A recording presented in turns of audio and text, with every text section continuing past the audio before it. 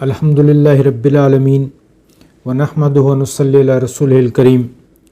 अम्मा बाद, पिछले दिनों स्वीडन यूरोपियन मुल्क है, उसमें एक कुरान मजीद की बेहरमती का वाक़या पेश आया। इस वाक़े के हवाले से बहुत सारी मालूमात, बहुत सारी चीज़ें आपने सुनी होगी, लेकिन आज मैं जिस पर बात करना चाह रहा हूँ वो ये कि आखिर यूरोप में, स्वीडन में ये वाक़यात क्यों पेश आते हैं। इसी स्वीडन में हम देखते हैं कि इसी साल रवां बरस जनवरी में भी ऐसे ही कुरान मजीद की बेहरमती, कुरान मजीद को जलाने का वाक़या पेश आता है। कुछ अर्सा पहले जो है वो आपको याद होगा कि अमेरिका के अंदर एक पादरी ने जो है वो कुरान मजीद के जलाने का दिन मनाने के हवाले से ऐलान किया था। टेरी जोन्स जिसका नाम था। डेनमार्क, फ्रांस, वहाँ पर इस किस्म के वाक़यात यूरोप में आए दिन होते रहते हैं, बल्कि अब वहाँ पर मुसलसल एक ये वाक़यात तेज़ी के साथ हो रहे हैं। आखिर इसके पीछे वजह क्या है? जबकि हम देखते हैं कि हमारे इर्द गिर्द जो दूसरे मुआशरे हैं, मसलन चीन है, वहाँ पर भी तो गैर मुस्लिम है। इंडिया है जहाँ पर बहुत ज़्यादा तादाद में गैर मुस्लिम रहते हैं, तो वहाँ पर ये वाक़यात पेश नहीं आते। आखिर यूरोप में ही ऐसा क्यों होता है और ख़ुसूसन स्वीडन में ऐसा क्या होता है? तो आज हम इसके पीछे जो तमाम चीज़ें हैं उस पर ज़रा बात करने की कोशिश करेंगे। और इस वीडियो के दूसरे हिस्से में हम बाइबल के हवाले से भी चंद चीज़ें जो है वो डिस्कस करेंगे कि कुरान और बाइबल में क्या फ़र्क है। आखिर कुरान को ही क्यों जलाया जाता है, बाइबल को क्यों नहीं जलाया जाता। बाइबल से हमने ये पूछने की कोशिश की है कि आखिर कुरान को ही क्यों जलाया जाता है। वीडियो में आखिर तक हमारे साथ रहिएगा, और अगर आप इस चैनल पर नए हैं तो हमारे चैनल को सब्सक्राइब करें, लाइक करें, शेयर करें। यहाँ पर इस्लामियात, इस्लाम के हवाले से और दूसरी मालूमाती वीडियोस जो कि हक़ाइक़ पर मबनी होती हैं, जो कि सही अथेंटिक तालीमात पर होती हैं, उनको पेश किया जाता है। यहाँ पर फ़िरका वारियत, तासुब, नफ़रत अंगेज़ मवाद जो है वो इस चैनल पर बिल्कुल भी जो है वो हम उसको डिस्कस नहीं करते। तो टॉपिक की तरफ चलते हैं। तो आइए कुछ स्वीडन की तारीख़ को पहले देखते हैं कि स्वीडन मुल्क जो है वो यूरोप का एक मुल्क है। इसमें इब्तदा में यहाँ पर कैथोलिक, क्रिश्चियन जो एक फ़िरका है कैथोलिक, उनकी अक्सरियत थी, लेकिन 16वीं सदी में वहाँ लोथरन प्रोटेस्टेंट जो एक दूसरा फ़िरका है उनकी वहाँ पर अक्सरियत हो गई, और फिर 1665 में इस प्रोटेस्टेंट को भी जो है वो गैर कानूनी करार दे दिया गया। और फिर ये वक्त ऐसा था कि उस वक्त कैथोलिक भी और प्रोटेस्टेंट यानी क्रिश्चियनिटी को उन्होंने छोड़कर सरकारी मज़हब जो है वो वहाँ पर जो है वो उन्होंने सेकुलरिज़म को, यानी कि तमाम मज़ाहिब को छोड़ दिया कि हुकूमत का कोई मज़हब नहीं है, ना ईसाइयत है ना कोई और मज़हब है। तो वो जो है वो ईसाइयत को उन्होंने छोड़ दिया। लेकिन आज भी जो स्वीडन की आबादी है उसमें 62% जो है वो क्रिश्चियंस हैं, और तकरीबन 4%, 3.5% जो है वो मुस्लिम्स हैं। लेकिन मुस्लिम भी जो है वो तारकीन वक़्त है, तारकीन वतन है, जो मुख्तलिफ़ इलाक़ों से छोड़कर जो आए हैं। अभी भी जो इस शख्स ने कुरान मजीद की बेहरमती करने की कोशिश की, ये भी इराक़ी निजात था, यानी इराक़ से जो है वो छोड़कर वहाँ गया था, और ये अपने आप को जो है वो मुल्हिद कहता है कि मैं मुल्हिद, यानी मेरा किसी मज़हब से कोई ताल्लुक़ नहीं है। तो यहाँ ये सवाल पैदा होता है कि अगर किसी मज़हब से ताल्लुक़ नहीं है तो फिर आखिर कुरान को ही क्यों जलाया है? दूसरी किताबें भी तो हैं। बहरहाल इसके साथ ही हम और भी आगे देखते हैं कि दूसरी आलमी जंग के बाद जो है वो स्वीडन में समाजी व इक़्तिसादी तरक्की हुई, तो उसके साथ साथ ही वहाँ लिबरल जज्बा जो है वो पैदा हुआ, और फिर मुल्क जो है वो सेकुलर कवानीन के तहत अभी जो है वो चल रहा है स्वीडन मुल्क।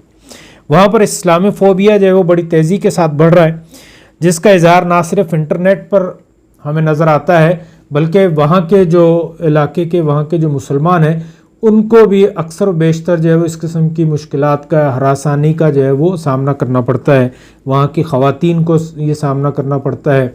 इस तासुब का जो है वो मसाजिद के हवाले से भी जो है वो मामूली तोड़ फोड़ वगैरह होती रहती हैं। और ये वाक़या भी स्वीडन के कैपिटल स्टॉकहोम के जो जामिया मस्जिद है उसके सामने ये वाक़या पेश आया, और ये वहाँ की हुकूमत की इजाज़त से ये वाक़या पेश आया। बहरहाल आगे हम चलते हैं। तो बाइबल के हवाले से हम बात ये करते हैं कि यूरोप का जो कल्चर है उस हवाले से कि यूरोप के जो यूरोपियन कल्चर है, वहाँ की जो तर्ज़ ज़िंदगी है, اس کے حوالے سے کہ وہ آخر جو اس وقت جو ان کی طرز زندگی ہے یعنی فحاشی ہے، وہاں پر عریانیت ہے، وہاں پر جو غیر قانونی تعلقات ہیں وہ اس قدر ہیں کہ وہ اس کو انہوں نے ایک اپنا ایک لائف اسٹائل جو ہے وہ بنا لیا ہے۔ تو یہ لائف اسٹائل کہاں سے آیا ہے اور قرآن اس کے بارے میں کیا کہتا ہے، بائبل اس کے بارے میں کیا کہتی ہے، اصل جو ٹاپک ہے ہم اس کی طرف آتے ہیں۔ تو دیکھتے ہیں کہ بائبل کے حوالے سے کہ بائبل جو ہے وہ اس میں بائبل میں تورات، زبور، انجیل یہ ساری کتابیں اس کے اندر موجود ہیں، اور بہت ساری دوسری کتابیں جن کو انہوں نے مختلف انبیاء اکرام کے حوالے سے منسوب کیا ہے، ان کے نام سے وہ کتابیں موجود ہیں۔ تو بائبل میں ہم دیکھتے ہیں کہ حضرت نوح علیہ السلام پر یہودیوں نے اخلاقی الزامات لگائے بہت زیادہ۔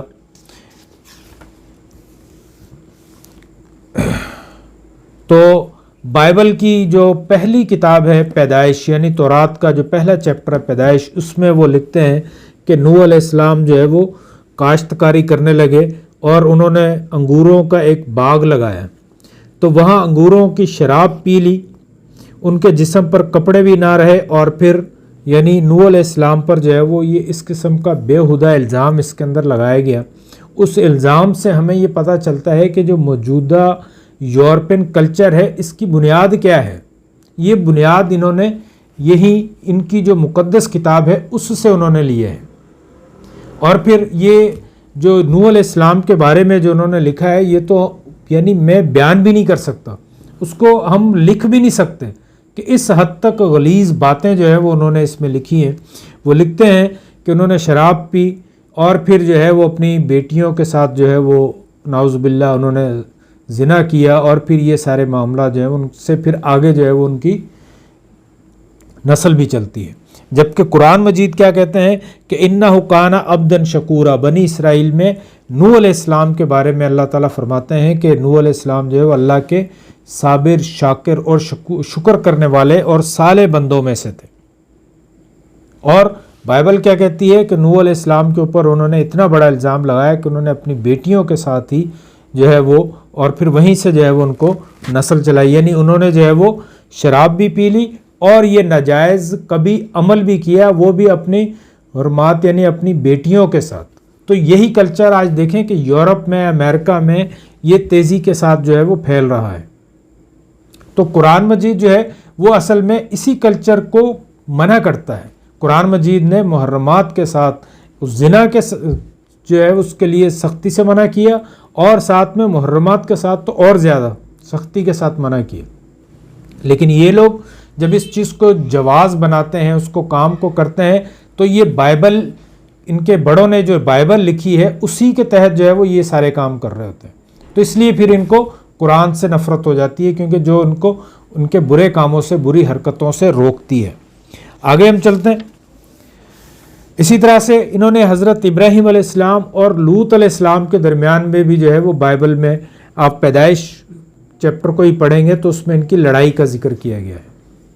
یعنی ابراہیم اور لوط علیہ السلام کی جو بھیڑ بکریاں، ان کے جو غلہ تھا وہ آپس میں ایک ساتھ ہی چرتا تھا، اور پھر یہ دونوں جو ہے وہ آپس میں لڑ پڑتے ہیں، لڑائی ہو جاتی ہے۔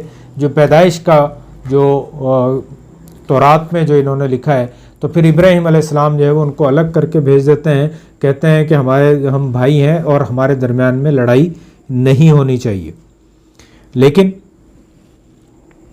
کہتے ہیں کہ تم مجھ سے الگ ہو جاؤ۔ چنانچہ لوط دریائے اردن کے اترائی میں سدوم اور عمورہ کی طرف چلے جاتے ہیں، اور ابراہیم اسی علاقے میں رہنے لگ جاتے ہیں۔ یعنی یہ دو عظیم پیغمبر جو ہیں ان کی بھی جو ہے وہ انہوں نے آپس میں لڑائی کر دی، جبکہ پیغمبر عام مومن جو ہے، عام نیک انسان بھی دوسرے کے ساتھ لڑائی نہیں کرتا، جبکہ یہ دو عظیم پیغمبروں پر جو ہے وہ یہ الزام لگایا کہ انہوں نے لڑائی آپس میں کرنا شروع کر دی۔ بائبل میں جو ہے وہ کیا ہے کہ وہ بڑی خوفناک یہ ہے کہ لوط علیہ السلام کو قوم کو فرشتوں نے تباہ تو کر دیا، اور حضرت لوط علیہ السلام اپنی دو بیٹیوں کے ساتھ سلامت یہاں سے نکل گئے اور پھر ایک غار میں رہنے لگ گئے۔ مگر حضرت لوط کی نسل کیسے چلی، کیسے ان کے دو بیٹے پیدا ہوئے؟ یہ انتہائی شرمناک جو واقعہ جو انہوں نے لکھا ہے پیدائش کے چیپٹر نمبر 19 میں، یہ اتنا شرمناک واقعہ ہے کہ انسان بتا نہیں سکتا۔ وہ لکھتے ہیں کہ وہاں پر جو ہے وہ ان کی بڑی بیٹی نے ان کی بیٹیوں نے سوچا کہ اب ہماری نسل کیسے چلے گی، دنیا میں تو کوئی اور بچا ہی نہیں ہے، ایک باپ ہے اور دو ہم ہیں۔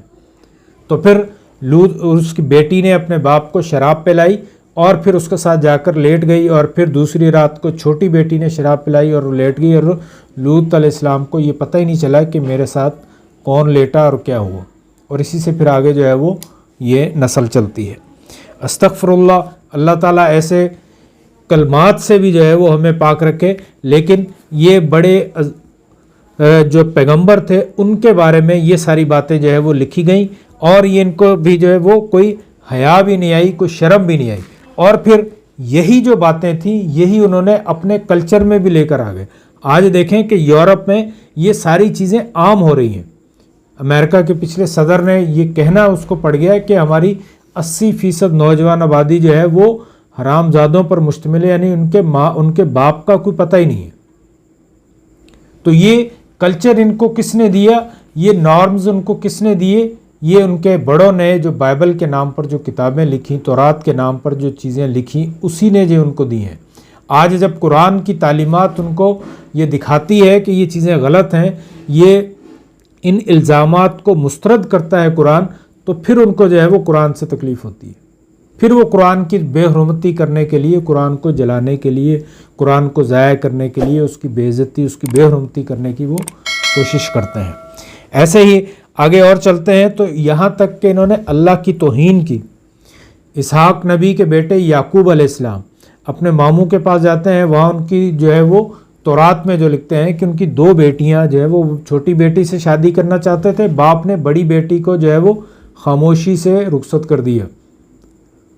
تو یعقوب علیہ السلام جب دیکھتے ہیں کہ وہ تو بڑی بیٹی کے بجائے چھوٹی کے بجائے بڑی کو رخصت کر دیے، تو پھر جاتے ہیں اپنے سسر کے پاس، تو وہ کہتے ہیں کہ تم اس کے ساتھ 1 ہفتہ گزار لو تو پھر میں چھوٹی بیٹی بھی تمہیں رخصت کر دوں۔ یہ بیان ہے بائبل کا۔ برحال تو وہ وہاں سے پھر جب یعقوب علیہ السلام وہاں سے نکلتے ہیں اپنے غلے کو اور بیویوں کو بچوں کو لے کر، تو پھر آگے کنعان کے قریب کیا ہوتا ہے؟ استغفر اللہ بیان کرتے ہوئے ہماری زبانیں جو ہے وہ لڑک جاتی ہیں۔ وہ لکھتے ہیں کہ وہاں پر جو ہے وہ ساری رات یعقوب علیہ السلام ایک نوجوان کے ساتھ کشتی لڑتے رہے، اور صبح ہونے تک وہ کشتی چلتی رہی، اور پھر انہوں نے صبح اس سے پوچھا کہ تم کون ہو جس سے میں کشتی لڑ رہا ہوں؟ وہ نوجوان تم کون ہو؟ تو پھر وہ بتاتا ہے کہ میں خدا ہوں، اور پھر جو ہے وہ خدا نے یعقوب علیہ السلام کو وہاں پر جو ہے وہ برکت بھی دی۔ یہ پیدائش کے باب نمبر 32 میں یہ ساری جو ہے اللہ کی توہین کی گئی کہ اللہ کے ساتھ جو ہے وہ یعقوب کی کشتی کروا دی گئی۔ تو یہ ساری فضولیات جو ہے وہ ہمیں یہاں پر ملتی ہیں۔ اسی طرح سے اور پھر ہم آگے چلتے ہیں تو داؤد علیہ السلام پر ناچنے کا الزام لگا دیا گیا کہ وہ جب صندوق کو لے کر آ رہے تھے تو وہ آگے ننگے ہو کر کپڑے اتار کر جو ہے وہ سب سے آگے جو ہے وہ داؤد علیہ السلام جو ہے وہ ناچتے ہوئے جا رہے ہیں۔ اور پھر یہ داؤد علیہ السلام وہی شخص ہیں جو بائبل کے مطابق بھی انہوں نے یہود کے بکھری ہوئی قوم کو، یہودیوں کی سلطنت کو، 2 سلطنتوں کو اکٹھا کیا۔ آپ نے اسرائیل کا ایک جو جھنڈا دیکھا ہوگا، اس کو 6 جو کونوں والا سٹار بنا ہوا ہے، اسے وہ کہتے ہیں کہ ڈیوڈ سٹار، یعنی داؤد کا سٹار، یعنی تمام یہودیوں کو اکٹھا کرنے والے داؤد، تو اس لیے اس کو ڈیوڈ سٹار بھی کہتے ہیں۔ اور ایک ڈیوڈ کیمپ بھی آپ نے سنا ہوگا کہ امریکہ میں ایک ڈیوڈ کیمپ ہے جہاں پر صدر جو ہے وہ جا کر چھٹیاں مناتا ہے، وہاں پر ریلیکس ہونے کے لیے جاتا ہے۔ اگر کسی بادشاہ کو کسی کو وہاں پر ملاقات کا ٹائم دے دیا جاتا ہے ڈیوڈ کیمپ میں، تو وہ ایک بڑی اعزاز کی بات ہوتی، یعنی داؤد علیہ السلام کو اتنا مانتے بھی ہیں، اور اس کے اوپر کتنے الزامات لگا دیے گئے کہ اس کو جو ہے وہ ناچنے گانے اور ننگا ہو کر ناچنے، اور پھر اس کے بعد جو ہے وہ ایک اور انتہائی خطرناک الزام جو ہے وہ یہ لگاتے ہیں کہ ایک داؤد علیہ السلام ایک دن جو ہے وہ اپنے محل کی چھت پر جو ہے وہ ٹہل رہے تھے، تو وہ ایک عورت کو دیکھتے ہیں جو نہا رہی تھی، تو وہ دیکھتے ہیں کہ وہ بہت خوبصورت عورت تھی، اس کو پھر اپنے پاس بلا لیتے ہیں، ان کے ساتھ رات گزارتے ہیں، اور وہ عورت جو ہے وہ حاملہ ہو جاتی ہے۔ یہ سیموئل کتاب ہے اس کے باب نمبر 11 میں یہ سارا واقعہ جو ہے وہ لکھا ہوا ہے۔ پھر داؤد علیہ السلام اس کے شوہر کو مروا دیتے ہیں اور پھر اس کو اپنے حرم میں اپنے بیوی بنا لیتے ہیں۔ تو استغفر اللہ، یہ عام بندے کے لیے بھی جائز نہیں ہے، عام بندے کی غیرت، عام بندے کی شرم و حیا بھی اس کو قبول نہیں کرتی۔ تو ان لوگوں نے نبیوں پر اتنے الزامات لگائے۔ اور اس کے بعد یعقوب علیہ السلام کا واقعہ جب ایک بیان کرتے ہیں تو اس پہ کیا کہتے ہیں کہ یعقوب علیہ السلام کو جب یوسف علیہ السلام کو جو ہے وہ جدا کر دیتے ہیں، اس کے بیٹے اس کی قمیض لا کر دیتے ہیں کہ یوسف کو جو ہے وہ بھیڑیے کھا گئے، تو یعقوب علیہ السلام جو ہے وہ اپنے کپڑے پھاڑتے ہیں، ماتم کرتے ہیں، منہ کے اوپر تھپڑے مارتے ہیں، اپنے چہرے کو پیٹتے ہیں اور 40 دن تک جو ہے وہ یوسف کا سوگ مناتے ہیں، یوسف کا ماتم کرتے ہیں۔ یہ بائبل ان کی بتاتی ہے۔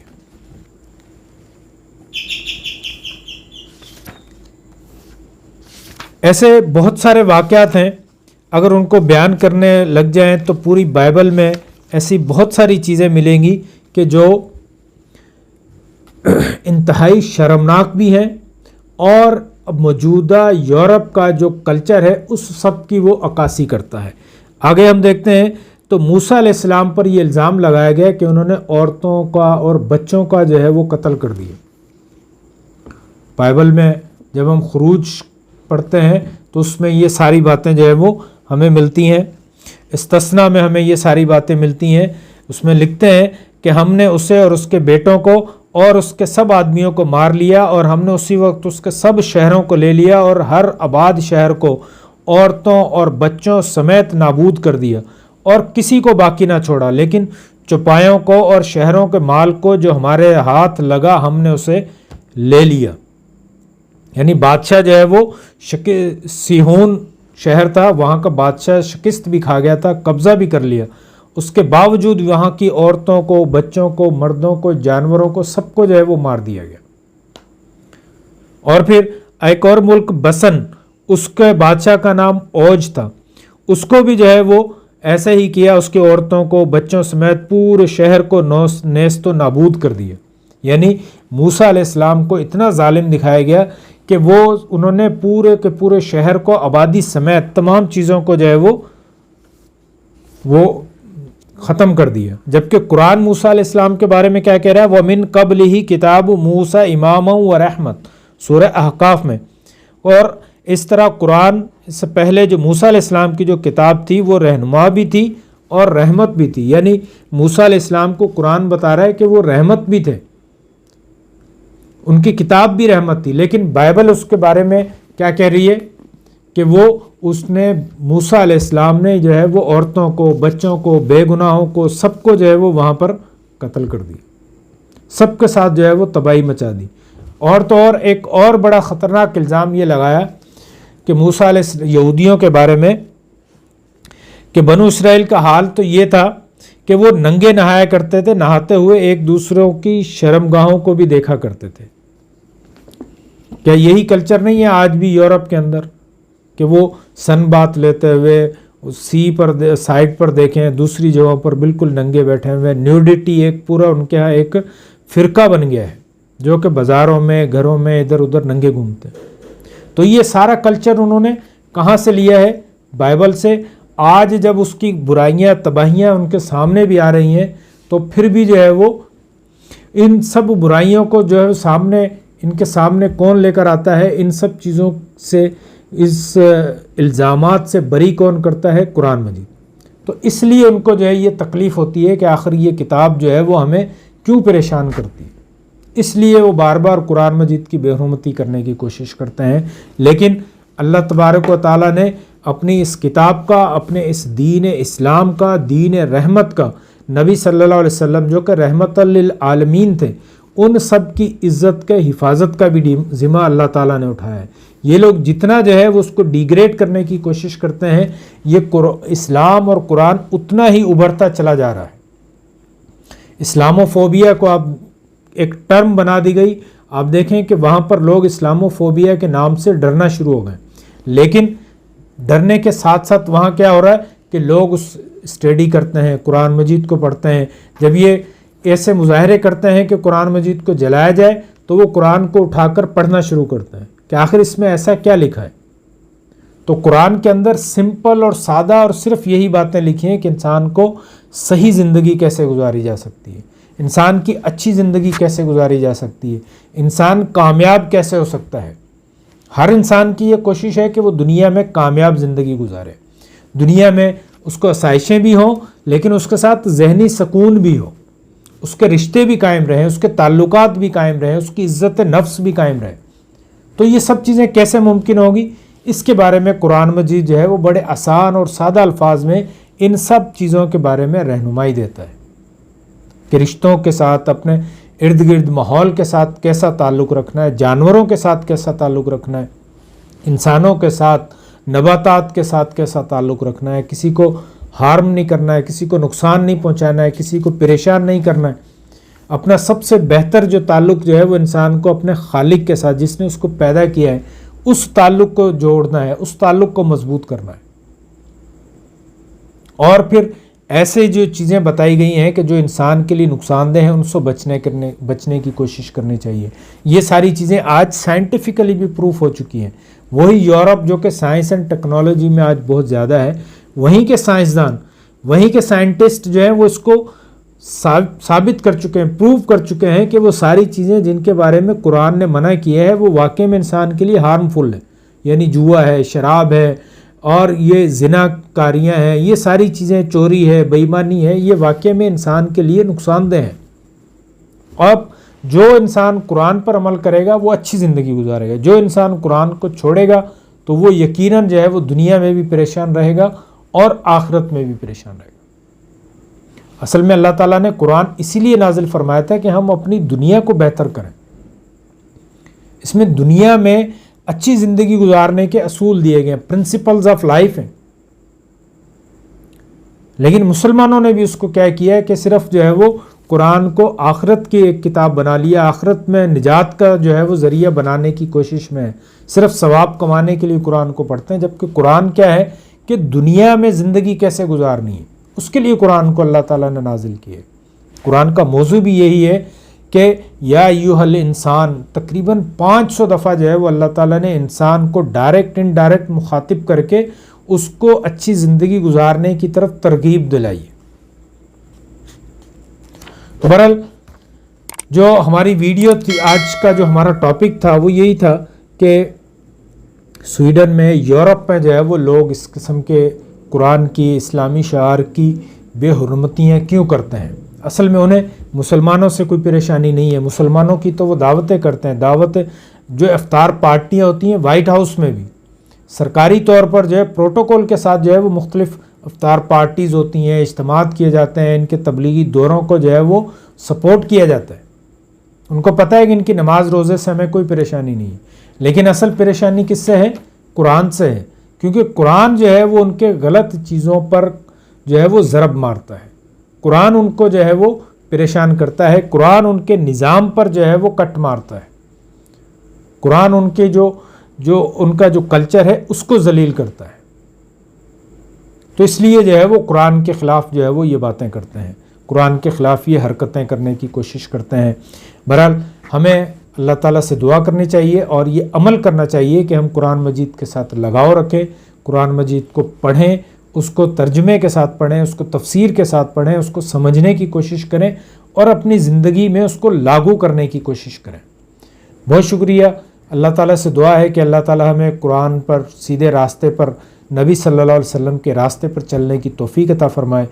وآخر دعوانا الحمدللہ رب العالمین۔ السلام علیکم ورحمۃ اللہ وبرکاتہ۔